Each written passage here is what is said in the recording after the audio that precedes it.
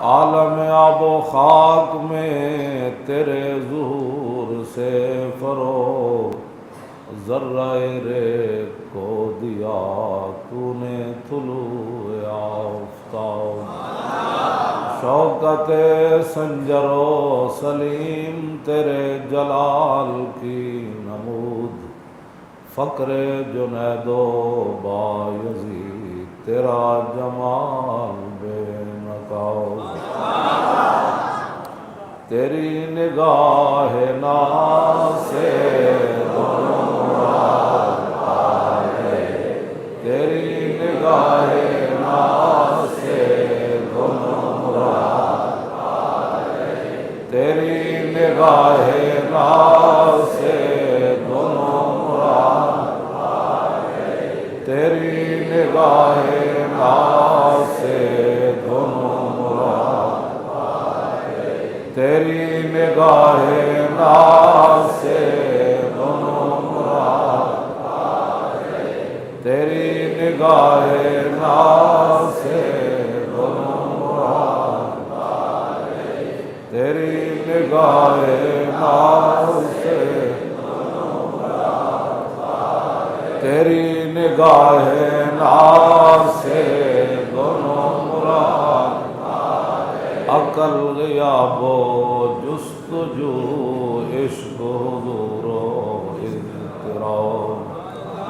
تازہ میرے ضمیر میں مارکائے کہن ہوا، عشق تمام مصطفیٰ عقل تمام بولاؤ، عین وصال میں مجھے حوصلہ نظر نہ تھا، گرچہ بہانہ جو رہی میری نگاہ بے ادب۔ ہمارے آقا مولا حضور پر نور شافع یوم النشور صلی اللہ تعالیٰ علیہ وآلہ وبارک وسلم کا اپنا فرمان عالی شان ہے۔ جب حضرت عمیر بن عدی یہودیہ عورت اسماء بنت مروان کو قتل کر کے آئے، صبح کی نماز رسول اللہ کے پیچھے پڑھی تو نبی علیہ الصلوۃ والسلام نے سلام پھیر کر صفوں کے اندر عمیر بن عدی کو دیکھا، اور جب وہ سامنے ہوئے تو حضور نے فرمایا قتلت بنت مروان، فرمایا وہ گستاخ عورت کو مار آئے ہو؟ قال نعم بأبی انت یا رسول اللہ، عرض کی کہ مار آیا ہوں۔ پھر تھوڑی دیر مسجد نبی شریف میں خاموشی طاری رہی، پھر خود پوچھا حل علی فی ذالک شیء یا رسول اللہ، حضور حکومت آپ کی، عدالتیں آپ کی، سب کچھ آپ کا، تو میں ایک گستاخ عورت کو مار کے آیا ہوں، تو کیا اس کے بدلے میں مجھے قتل کیا جائے گا؟ میں جو بات، یہ تو لمبا واقعہ، میں جو بات کرنے لگا ہوں وہ یہ ہے کہ نبی علیہ السلام نے اس موقع پر فرمایا، اور صحابہ بھی کہتے ہیں ہم نے یہ عرب محاورے میں رسول اللہ کی مبارک زبان سے پہلی مرتبہ یہ لفظ سنا۔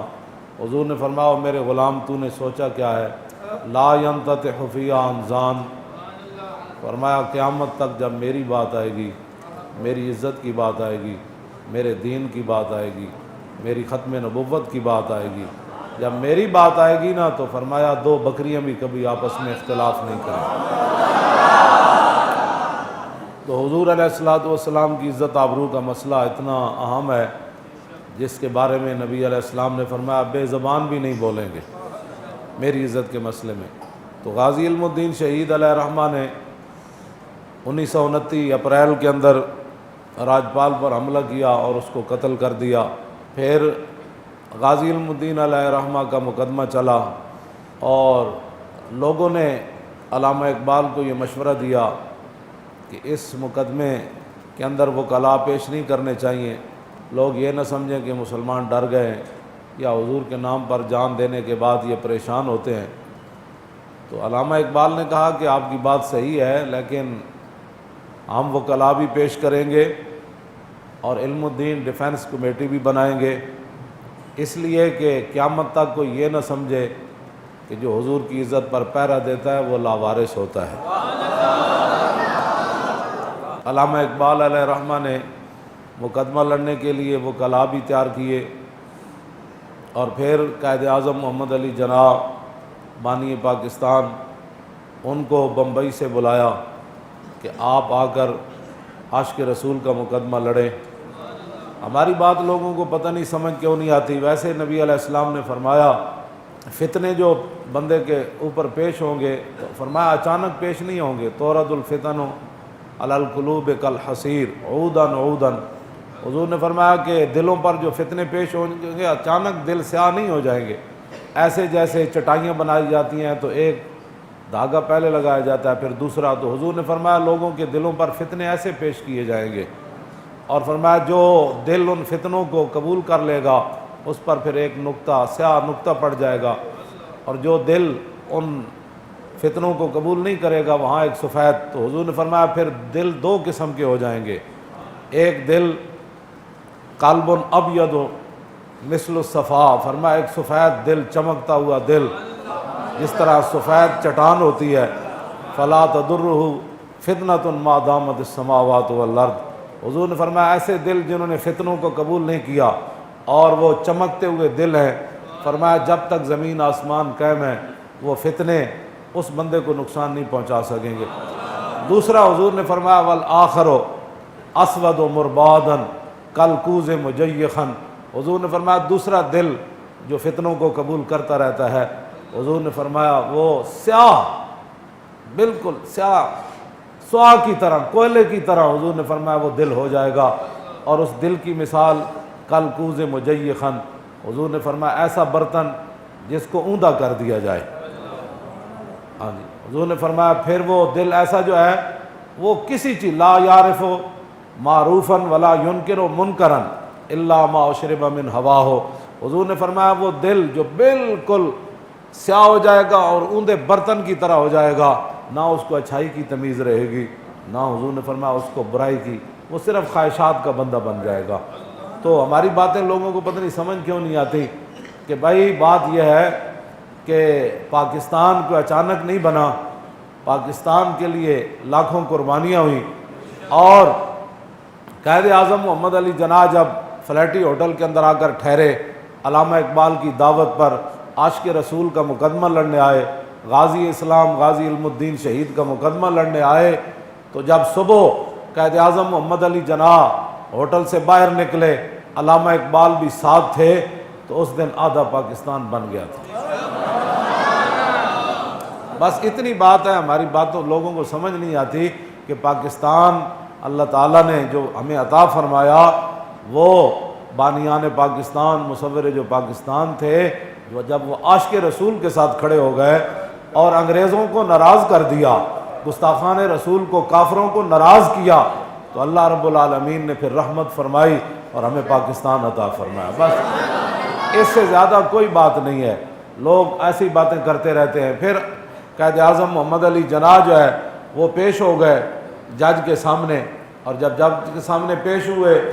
لیکن جب اس نے آئیں بائیں شائیں کی تو قائد اعظم محمد علی جناح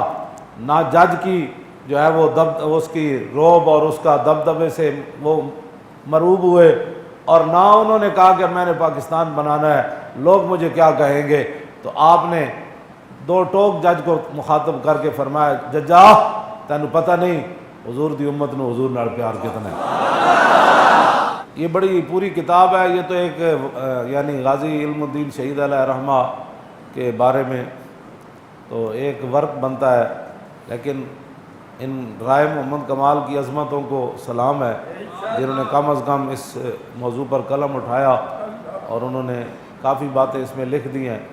جو ہدایت کا طالب ہوگا اس کو لیے بڑی رہنمائی ہے۔ باقی جو گمراہ ہے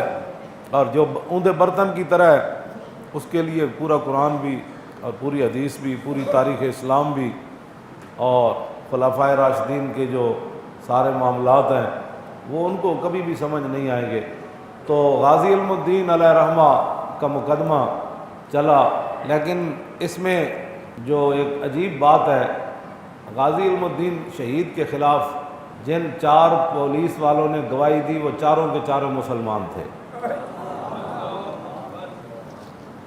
نام بھی ان کے لکھے ہیں، مجھے ان کے نام پڑھنے کی ضرورت نہیں ہے، لیکن وہ تھے چاروں مسلمان،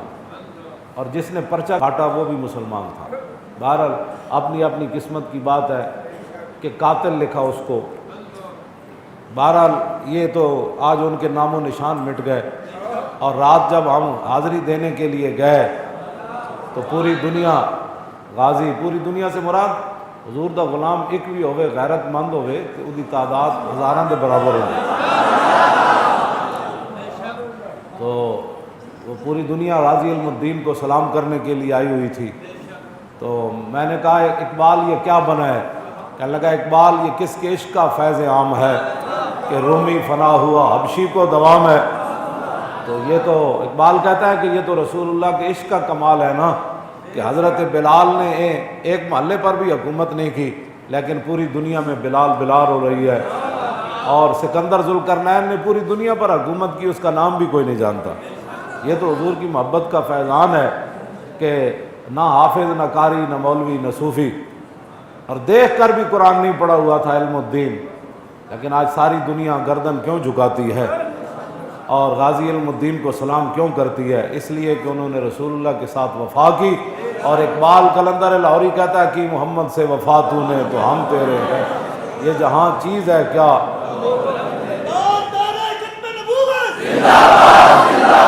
غازی علم الدین شہید علیہ رحمہ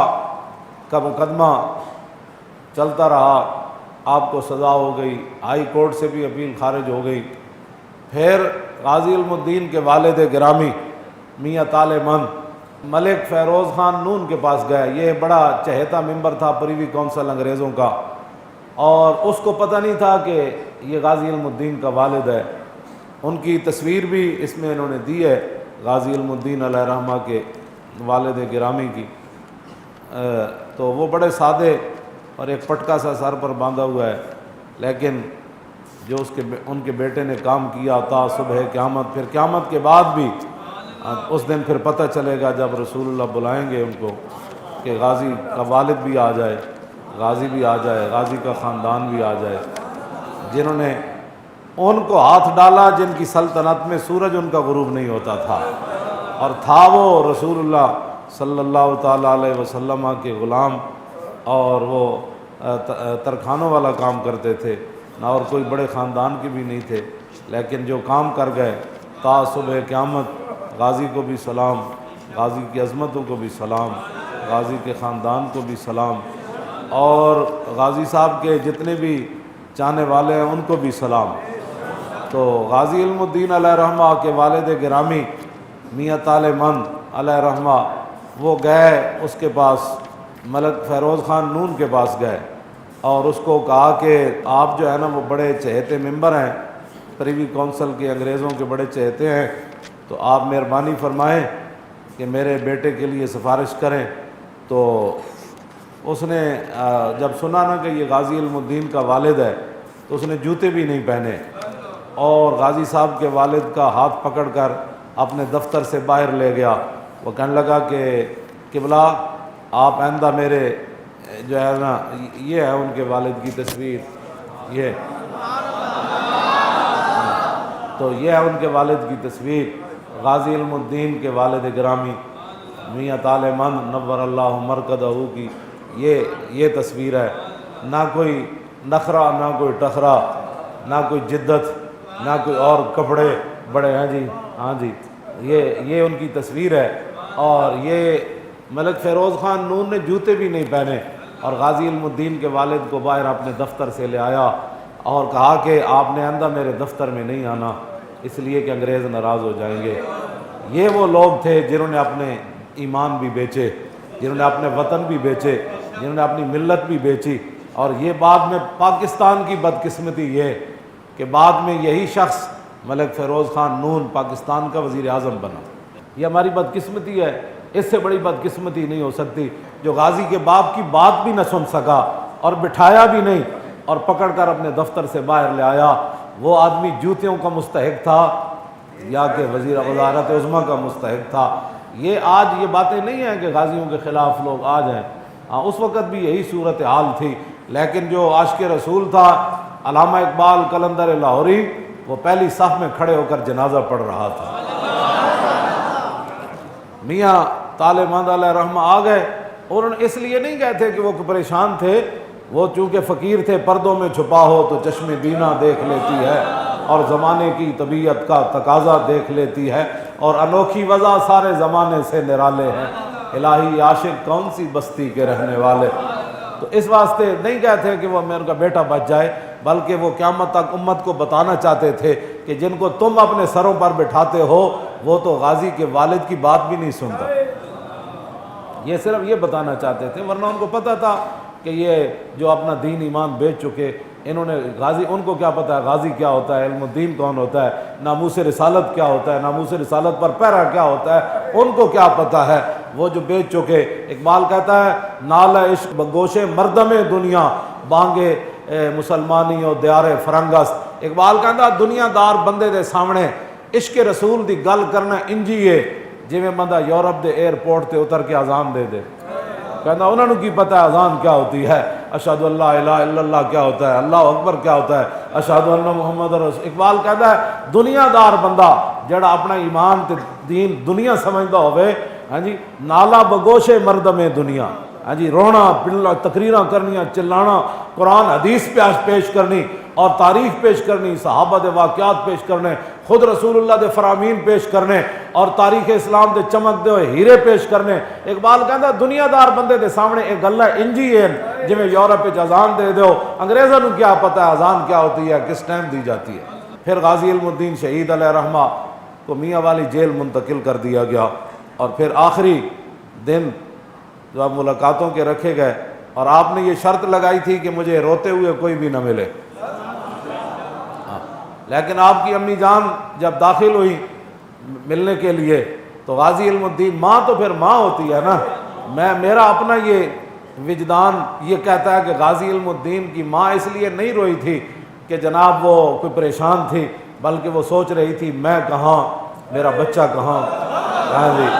ہاں جی ہاں جی، اور میں اتنی خوش نصیب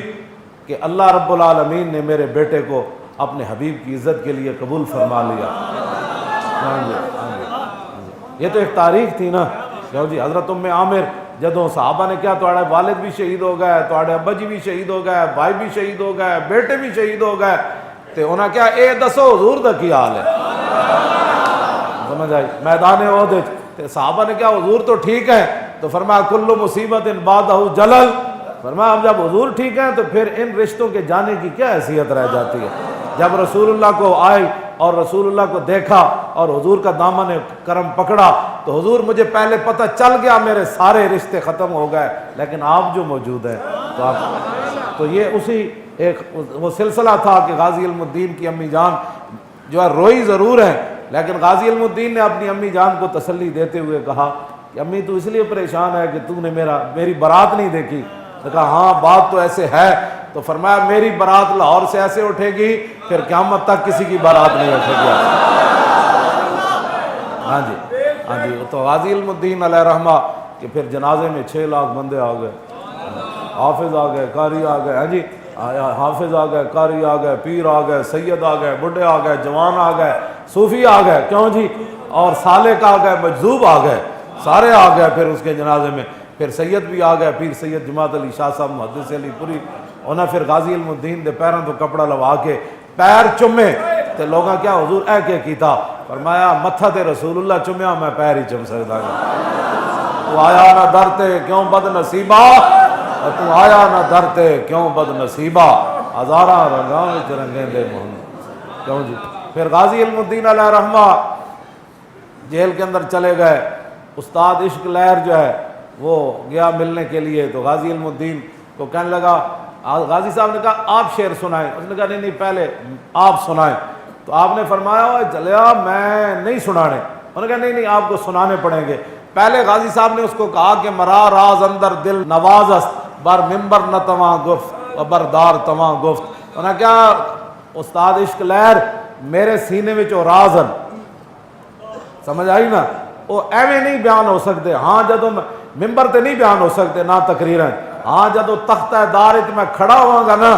اس ویلے کوئی پوچھے گا تو میں راز دس دیا، بر ممبر نہ تواں گفت و بردار تواں گفت، فرمایا وہ ممبر پر نہیں کہے جا سکتے، تختہ دار پر وہ راز بیان کیے جا سکتے ہیں، لیکن اس نے بڑی آرزو کی، اس نے کہا کہ دیکھیں میں آپ کو ملنے کے لیے آیا ہوں، دیکھ کہ میں نے یہ کیا، میں نے وہ کیا، اس نبی کا واسطہ کہ جن کے لیے آپ آئے ہیں مجھے کچھ سنا دے تاکہ میں باہر جا کر لوگوں کو کہوں کہ غازی کیا کہتا ہے۔ تو غازی صاحب پڑھے ہوئے نہیں تھے دیکھ کر بھی قرآن، لیکن فرمایا من عاشق سرمستم، من عاشق سرمستم از دار میندیشم، میں جب سر دینے والا عاشق ہوں، من عاشق سرمستم از دار میندیشم، تو پھر مجھے تختہ دار سے کیا خوف ہے؟ جب میں نے سر دینا ہے، خوف تو اس کو ہو کہ جو اقبال کہتا ہے عقل محکم از اساسے چون و چند، عشق اریاں از لباسے چون و چند۔ اقبال کہتا ہے اے تے عقل ویکھ دی نا کل کی ہونا ہے، پرسوں کی ہونا ہے، پھٹ گولی کیویں لگنی، تکلیف کیویں ہونی، کہتے عقل دیکھتی ہے، عاشق تو صرف یہ دیکھتا ہے کہ میرے محبوب کی شان اور عظمت کس کے ہے۔ مومن از عشق است و عشق از مومن است، عشق را ناممکن ما ممکن است۔ اقبال کہتا جتھے عشق اتھے مومن، جتھے مومن اتھے عشق، دنیا جنوں ناممکن سمجھے اے نہیں ہو سکتا، عاشق کر کے وکھاندا انج ہو سکتا کیوں نہیں ہو سکتا۔ اف عقل صفاق است و صفاق تر، پاک تر چالاک تر بے باک تر۔ اقبال کہتا جے عقل ظلم تے اتر آوے، سیشن تو لے کے پریوی کونسل تو لے کے اور جناب انہاں دے سارے انگریزاں دے ساری اودیاں پیلا مسترد کر دیون تے پھر کیا علم الدین رو پیندا؟ نہ او تختہ دار تے کھڑے ہو کے کہندا ہاں جی کوئی اور بھی سزا ہے۔ عقل صفاق استو صفاق تر، اقبال کہندا جے عقل ظلم تے اتر آوے تے عشق وڈا دلیر ہو کے دے سامنے آندا۔ عقل صفاق استو صفاق تر، پاک تر چالاک تر بے باک تر۔ اقبال کہندا پھر عقل دے مقابلے عشق جڑا وہ وڈا دلیر بھی ہوندا، او دے انداز بھی انوکھے ہوندے، اور پھر پوری دنیا نو لمما بھی پا کے رکھ دیندا، حیران بھی کر کے رکھ دیندا کہ واہ جی واہ انج بھی ہوندا ہے کم۔ کہندا من عاشق سرمستم از دار میندیشم، پروانہ جاں بازم از نار میندیشم۔ کہندا جب میں جان دینے والا پروانہ ہوں تو بھڑکتی ہوئی آگ مجھے کیا نقصان پہنچا سکتی؟ چوں طالب دیدارم از غیار چے دارم،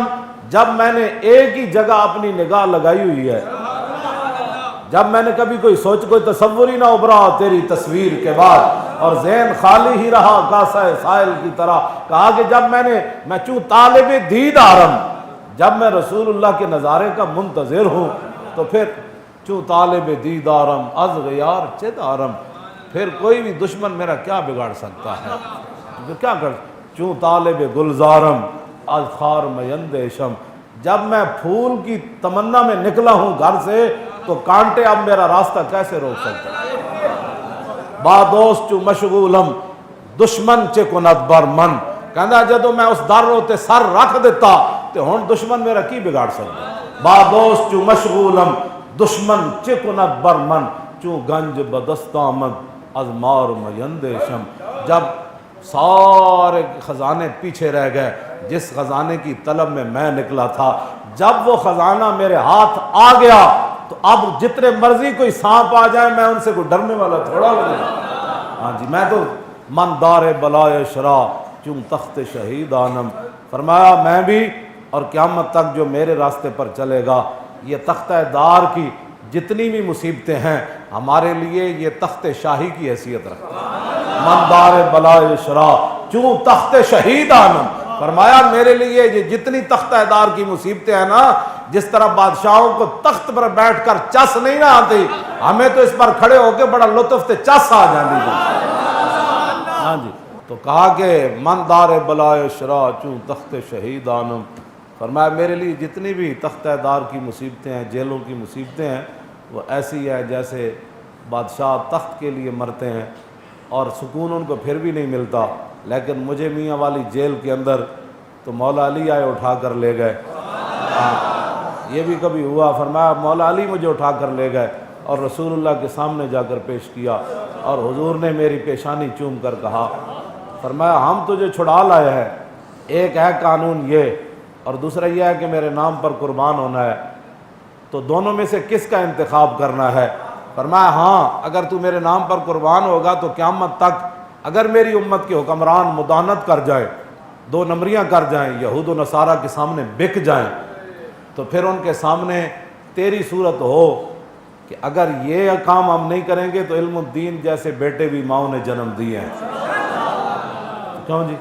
تو پھر غازی علم الدین نے حضور کی بارگاہ میں عرض کیا کی، مجھے خاک میں ملا کر میری خاک بھی اڑا دے، مٹا ہوں تیرے نام پر مجھے کیا غرض نشان سے۔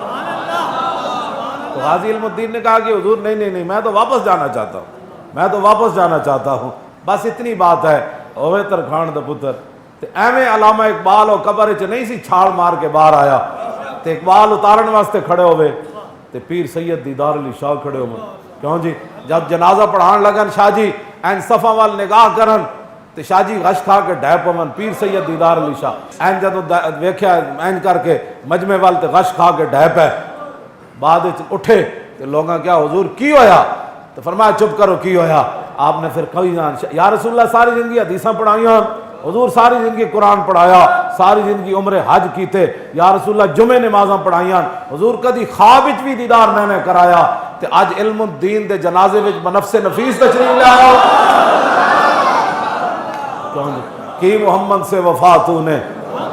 یہ تو گپ نہیں سمجھنی یہ بات، لوگوں نے نام ماننے کو تو لوگ پھر اللہ رسول کو بھی نہیں مانتے۔ ہاں جی، نہ منوانا ہمارا کام نہیں ہے، نہ ایسے عقل کے اندھوں کے ساتھ ہماری بات ہے، ہماری بات تو ان کے ساتھ ہے کہ سیدنا صدیق اکبر نے ابو جہل نے کیا اینج ہو سکتا کہ بندہ راتوں رات مسجد حرام تو بیت المقدس جاوے، پھر لا مکان جاوے، پھر واپس آوے، پھر کنڈی ہل رہی ہوئے، پانی چل رہے ہوئے، اتنے ٹائم میں ہو سکنا؟ فرمایا گل کیتی کنے؟ انہاں کیا کیتی تے رسول اللہ نے؟ فرمایا سنو انی لا اصدق بابعد منہ، میرے آقا اس سے بھی بڑی بات کریں تو میں ماننے کے لیے تیار ہوں۔ بس اتنی بات ہے، جنہوں نے ماننا ہوتا ہے۔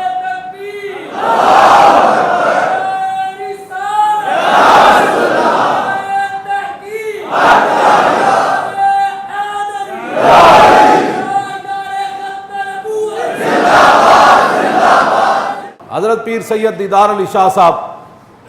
جنہوں نے قبر کے اندر اتارا، علامہ اقبال، سید حبیب شاہ، یہ سارے بڑے بڑے لوگ غازی علم الدین کو قبر کے اندر اتار رہے تھے۔ مولانا ظفر علی خان قبر تیار کروا رہے تھے، اور پھر جب سب تیار وہ قبر کے اندر اتار چکے،